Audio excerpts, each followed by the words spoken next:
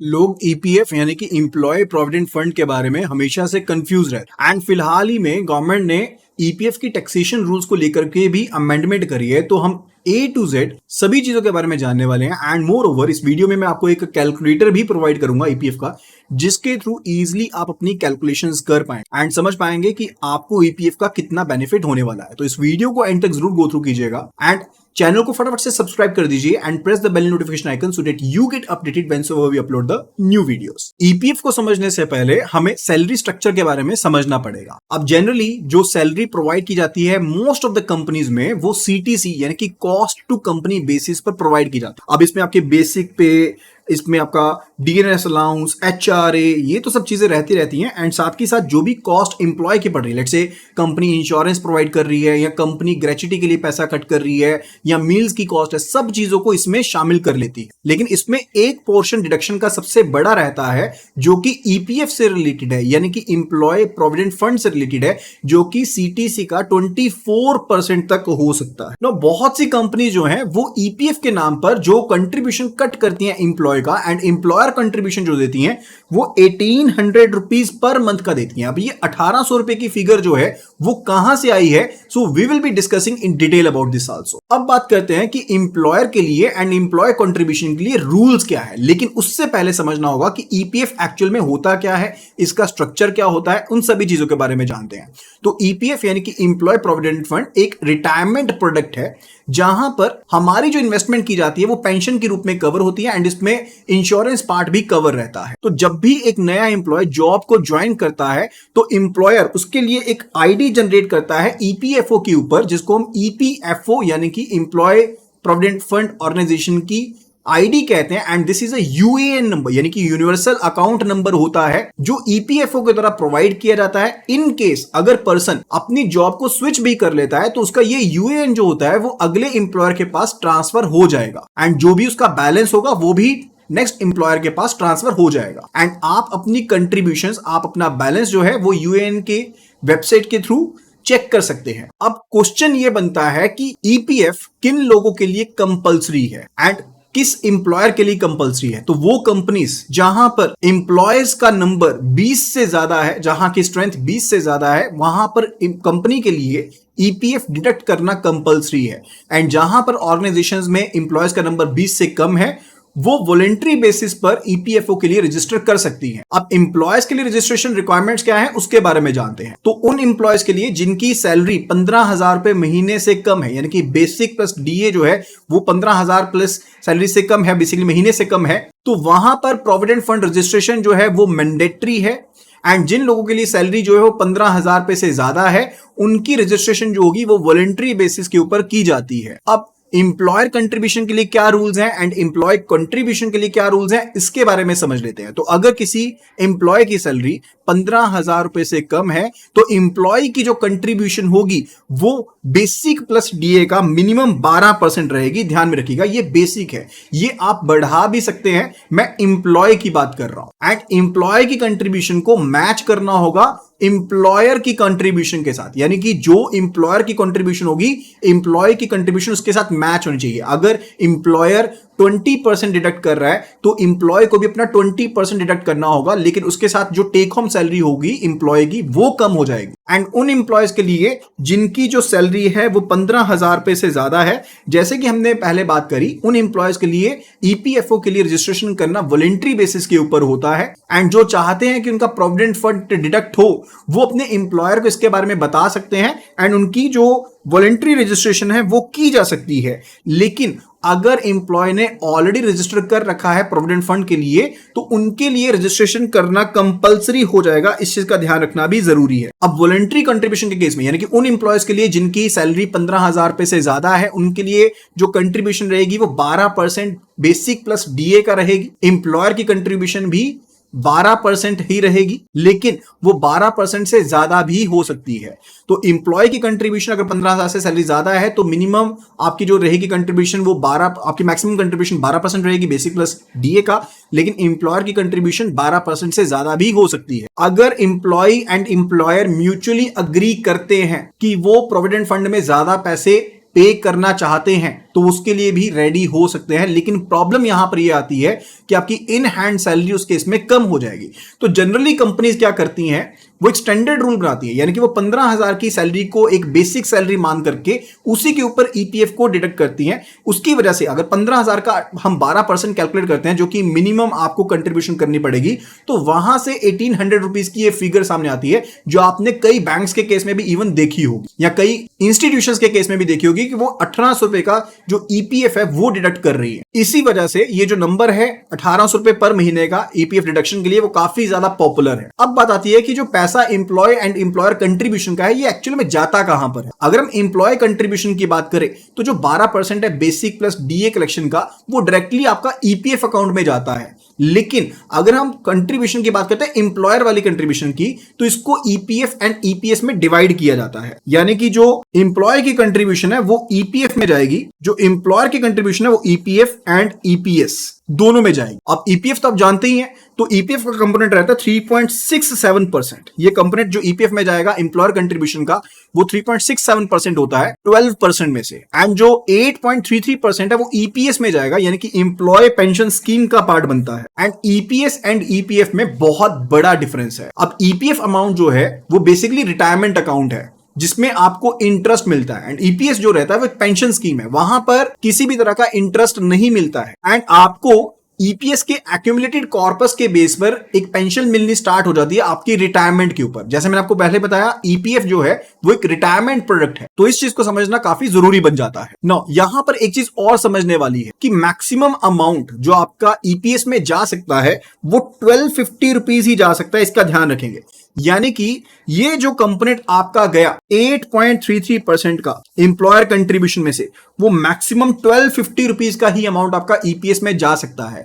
And जो आपका excess amount होगा 1250 से ऊपर, वो आपका ईपीएफ में जाएगा। तो लेट्स से आपका टोटल अमाउंट एम्प्लॉयर कंट्रीब्यूशन का वो 4000 रुपीज था, तो उसमें से 8.33% बट मैक्सिमम कैप 1250 रुपीज की वो ईपीएस में रहेगा, एंड जो रिमेनिंग अमाउंट होगा वो आपका ईपीएफ में जाएगा, राइट। तो ये कैप ईपीएस के लिए है एंड बाकी अमाउंट ईपीएफ में चला जाएगा। तो आपको कैलकुलेशंस डिफिकल्ट लग सकती है, लेकिन मैं आपको एक्सेल फाइल के थ्रू इनकी कैलकुलेशंस दिखा दूंगा, आप अपने लिए खुद के लिए भी इस चीज को कैलकुलेट कर सकते हैं। अब क्वेश्चन ये आता है कि ईपीएस के केस में आपको पेंशन कितनी मिलेगी। अब इसके लिए भी एक सिंपल सा फॉर्मूला है। फॉर्मूला इज बेसिकली कि जो आपकी 60 महीने की एवरेज सैलरी है मल्टीप्लाइड बाय आपने जितने साल सर्विस की है डिवाइडेड बाय 70, ठीक है। तो ये आपका अमाउंट रहेगा पेंशन का, जो आपको ईपीएस के थ्रू मिलेगा। एंड जो मिनिमम अमाउंट आपको पेंशन का मिलेगा थ्रू द ईपीएस वो 1000 रुपीज रहेगा, एंड इसकी मैक्सिमम की भी कैप है, जो मैक्सिमम पेंशन आपको ईपीएस के थ्रू मिल सकती है वो 7500 रुपीज पर मंथ की मैक्सिमम पेंशन आपको ईपीएस के थ्रू मिल सकती है। अब ईपीएफ में हमने दो कंपोनेंट पढ़े, एक ईपीएफ का और एक ईपीएस का। अब दो कंपोनेंट इसमें और है। One it's related to EDLI. EDLI जो है वो एम्प्लॉय डिपॉजिट लिंक्ड इंश्योरेंस है। अब इस केस में जो भी आपका बेसिक एंड डीए होता है वो 0.5% उसका चार्ज किया रहता है एंड उसको डिपॉजिट किया रहता है ईडीएलआई में।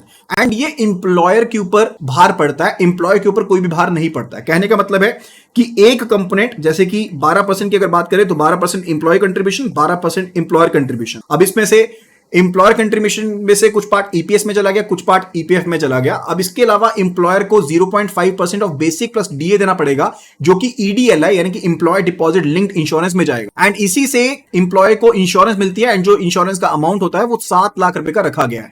एंड जो फोर्थ पार्ट है जो एम्प्लॉयर कंट्रीब्यूशन से जाता है, दैट इज 0.5%, वो बेसिकली रहता है एडमिनिस्ट्रेशन चार्जेस की फॉर्म में। सो 0.5% ईडीएलआई एंड 0.5% एडमिन चार्जेस का ये ओवर एंड अबव है, यानी कि एम्प्लॉयर को जितना कंट्रीब्यूशन देना पड़ा उसके अलावा एम्प्लॉयर को 0.5% ईडीएलआई के फॉर्म में, 0.5% एडमिन चार्जेस के रूप में एम्प्लॉयर को पे करना पड़ेगा। अब ईपीएफ की अगर टैक्सेशन की बात करते हैं तो ईपीएफ को ध्यान रखिएगा ट्रिपल ई कैटेगरी यानी कि एग्जेम्प्ट कैटेगरी में रखा गया है। अब यहां पर 3 स्टेजेस हमारे पास बन जाती हैं, investment stage, accrual stage and maturity stage.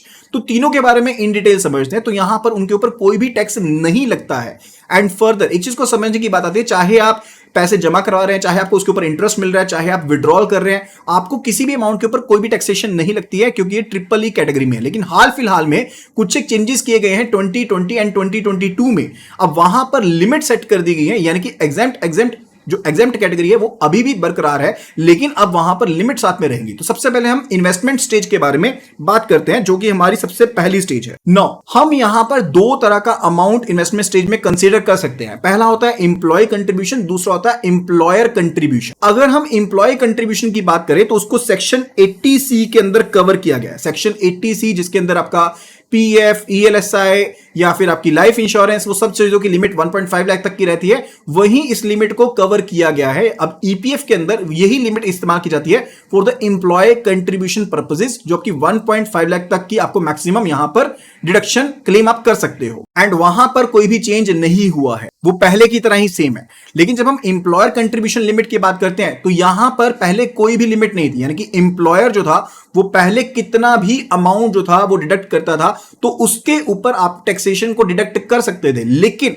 अब 2020 के स्टार्ट में अब एक लिमिट लगा दी गई 7.5 लाख की, यानी कि 7.5 लाख की जो ये लिमिट है वो ईपीएफ की फॉर्म में या एनपीएस यानी कि नेशनल पेंशन सिस्टम जो है उसकी फॉर्म में अगर कंट्रीब्यूशन की जाती है एम्प्लॉयर के द्वारा तो वहां पर ये लिमिट लगाई गई है कि इससे ज्यादा का अगर अमाउंट डिडक्ट होगा तो उसमें टैक्स डिडक्शन आप क्लेम नहीं कर पाएंगे। तो एनपीएस भी एक बहुत ही ज्यादा बेहतरीन स्कीम है, उसके बारे में हमने ऑलरेडी एक वीडियो बना रखी है, आप उस वीडियो को जरूर गो थ्रू कर सकते हैं। आपको आई लिंक में वो वीडियो मिल जाएगी, साथ के साथ वीडियो की डिस्क्रिप्शन में भी आप उसको उस वीडियो का आपको लिंक मिल जाएगा। तो ये जो 7.5 लाख रुपीस पर एनएम की जो लिमिट है ये एनपीएस एंड ईपीएफ के टोटल अमाउंट को मिलाकर के लिमिट है। अब इसके ऊपर जो भी अमाउंट होगा उसको परक्विजिट कंसीडर किया जाएगा एंड वो टैक्सेबल होगा। सेकंड स्टेज की बात करते हैं जो कि अक्रूवल स्टेज है, यानी कि इंटरेस्ट मिलना शुरू हो जाता है। ठीक है, हमें इंटरेस्ट मिलता है एम्प्लॉय कंट्रीब्यूशन के ऊपर एंड साथ ही साथ एम्प्लॉयर कंट्रीब्यूशन के ऊपर भी जो भी कंपोनेंट आपका ईपीएफ में जाता है उसके ऊपर आपको इंटरेस्ट मिलता है। तो उसके ऊपर कितना टैक्स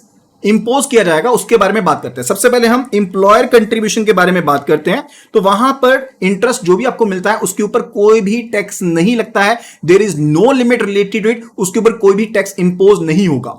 लेकिन अगर हम यहां पर एम्प्लॉय कंट्रीब्यूशन की बात करते हैं तो उसके ऊपर जो भी आपको इंटरेस्ट मिलता है उसके ऊपर पहले कोई भी लिमिट नहीं थी, लेकिन अब यहां पर टैक्स इंपोज होना शुरू हो गया है। यानी कि जो कोई भी आपका अमाउंट है जो 2.5 लाख से ऊपर है एम्प्लॉय कंट्रीब्यूशन के ऊपर, अगर उसके ऊपर आपको इंटरेस्ट मिल रहा है तो उसके ऊपर आपको टैक्स पे करना पड़ेगा।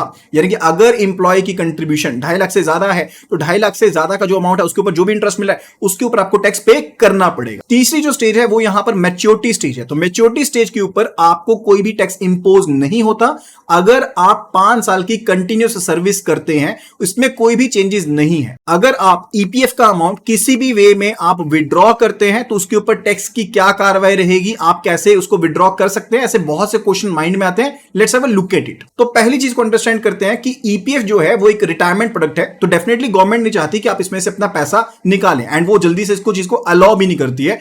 तो कौन से ऐसे केसेस जिसमें आप पैसा निकाल सकते हो? तो सिर्फ 2 ऐसे सिनेरियोज हैं जिसमें आप 100% आपका ईपीएफ का अमाउंट बाहर निकाल सकते हो। पहला जो केस है वो है रिटायरमेंट का केस, यानी कि मैच्योरिटी के ऊपर जब आपकी रिटायरमेंट हो जाएगी तब आपको ईपीएफ का सारा पैसा मिल जाएगा। दूसरा केस है अगर आपकी जॉब जो है वो चली जाती है या किसी वजह से अगर आप जॉब छोड़ देते हो तो अनएम्प्लॉयमेंट के 2 महीने के बाद से आप 100% आपका पैसा ईपीएफ में से निकाल सकते हो। सिर्फ यही 2 केसेस हैं जहां पर आपको 100% अलाउ किया गया है कि आप जितना भी पैसा आपका ईपीएफ में कॉर्पस है आप सारा का सारा पैसा बाहर निकाल सकते हो। एंड बहुत से सिनेरियो ऐसे हैं जहां पर आप 75% जो है वो यहां पर निकाल सकते हो। जैसे कि अगर अनएम्प्लॉयमेंट आपकी 1 महीने से ज्यादा है तो उसमें आप ईपीएफ के कॉर्पस का 75% बाहर विड्रॉ कर सकते हो। एंड हम 90% भी विड्रॉ कर सकते हैं अगर हम लगभग रिटायर होने वाले, जैसे मान लीजिए 54 इयर्स की पर्सन की एज हो गई है, उसके बाद मान लीजिए उसकी रिटायरमेंट में सिर्फ और सिर्फ 1 साल बचा है तो वो 90% तक का जो अमाउंट है वो ईपीएफ से विड्रॉ कर सकता है। इसके अलावा कुछ एक पार्शियल विड्रॉ भी अलाउ किए गए हैं स्पेशल केसेस में। जैसे मान लीजिए आपने घर की कंस्ट्रक्शन करनी है या उसको परचेज करना है या फिर आपने लोन की रिपेमेंट करनी है, वहां पर भी कुछ लिमिट रखी गई है। अगर कोई क्रिटिकल इलनेस है फैमिली में या आपने अपने बच्चों के लिए मैरिज के लिए हायर एजुकेशन के लिए पैसा निकालना है तो वहां पर आपको पार्शियल विड्रॉ अलाउ किया गया है। अब इन सभी चीजों से रिलेटेड आप ईपीएफओ की वेबसाइट पर चेक कर सकते हैं, वहां पर विड्रॉल रिक्वेस्ट डाल सकते हैं, वहां पर सभी लिमिट्स मेंशन्ड है। आप अपनी रिक्वेस्ट को ऑनलाइन डालते हो, अपना क्लेम जो है सीधा अकाउंट में ले सकते हैं। So this is the EPF calculator जिसके बारे में मैं बात कर रहा था। इसका लिंक आपको वीडियो की डिस्क्रिप्शन में भी मिल जाएगा जहां पर जाकर के आप इसको डाउनलोड कर सकते हो एंड अपने अमाउंट को चेक कर सकते हो। तो यहां पर हम एक सिनेरियो ले रहे हैं जहां पर एक पर्सन की जो एज है, प्रेजेंट एज हम 24 ईयर्स की ले रहे हैं। रिटायरमेंट एज को हमने ले लिया है 58 ईयर्स का एंड इसके बाद करंट सैलरी जो हम ले रहे हैं 30,000 की ले रहे हैं। एंड अब ये सैलरी ऐसा तो है नहीं है कि आपकी हर साल 30,000 की रहेगी, अब इसमें 10% हर साल इंक्रीज भी आपको मिलता रहेगा, तो उसे भी हम साथ में कंसीडर कर ले रहे हैं। साथ के साथ यहाँ पर मिनिमम सैलरी ऑफ ईपीएफ जिसको हम कैलकुलेट कर रहे हैं वो 15,000 के हम यहाँ पर लिख दिया, अमाउंट हमने लिख दिया है। एंड साथ के साथ देखिए यहाँ पर 18th नंबर लाइन में एक पॉइंट दिया गया है, is the EPF calculated on minimum salary. ठीक है, तो यहां पर इसको हम अगर यस कर देते हैं तो मिनिमम सैलरी के ऊपर अगर कैलकुलेट करना चाहते हो तो 1800 का ही कंट्रीब्यूशन इंप्लॉय एंड इंप्लॉयर का रहेगा अगर हम यस कर देते हैं। इस केस में मैं इसको नो कर दे रहा हूं। अब यहां पर बेसिक चीज आपको दी गई है कि इंप्लॉय कंट्रीब्यूशन जो है वो 12% का है। अगर आपके केस में इंप्लॉय कंट्रीब्यूशन ज्यादा है तो आप इसको चेंज कर सकते हैं, एंड जिस टाइम के पॉइंट के ऊपर भी आप फ्यूचर में भी इस कैलकुलेटर को यूज करेंगे तब भी आप इसका इस्तेमाल अच्छे से कर पाएंगे, राइट। इसके बाद ईपीएफ एंड ईपीएस की परसेंटेज के बारे में मैंने आपको ऑलरेडी बताया था।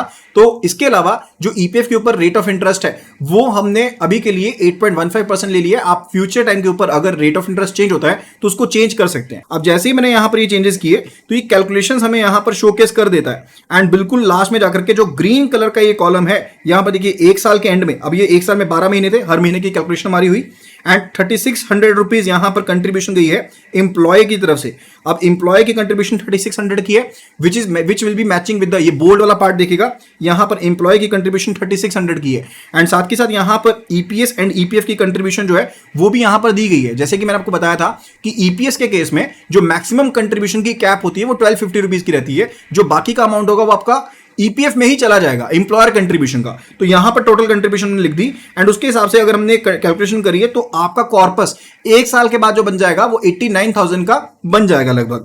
अब इस पर्सन की रिटायरमेंट एज जो है वो 58 ईयर्स की है। तो अगर हम यहां पर नीचे जाते रहते हैं एंड फर्दर जहां पर जाकर के ये वैल्यू जो है वो जीरो हो जाएंगी, जहां पर जाकर के ये वैल्यू जो है वो जीरो हो जाएंगी, जैसे मान लीजिए यहां पर जाकर के वैल्यू जीरो रही है तो यहां पर आप टोटल कॉर्पस देख पा रहे हो कि टोटल कॉर्पस यहां पर इतना बन जाएगा। जो पर्टिकुलर अमाउंट यहां पर काफी ज्यादा बड़ा कॉर्पस बन रहा है, that is 5 crore 20 lakh around का कॉर्पस जो है वो यहां पर बन जा रहा है। तो आप इस चीज से समझ सकते हैं कि आपकी ईपीएफ जो है उसमें कंपाउंडिंग प्रॉपर होती है, जिसके थ्रू आप काफी अच्छी ज्यादा अर्निंग कर सकते हो। अब इसमें कुछ एक कंपोनेंट आपका ईपीएस में भी जा रहा है तो आपको पेंशन भी मिल जाती है, ईडीएलआई में जा रहा है तो वहां पर इंश्योरेंस प्रोडक्ट भी मिल जाता है, एंड साथ के साथ आपको एक कॉर्पस भी मिल जाता है जो आपकी रिटायरमेंट प्लानिंग के लिए आपको काफी ज्यादा हेल्प आउट करता है। तो आई होप कि आपके ईपीएफ से रिलेटेड जो भी डाउट्स है, जो भी क्वेरीज थी वो सभी सॉल्व हो गई होंगी।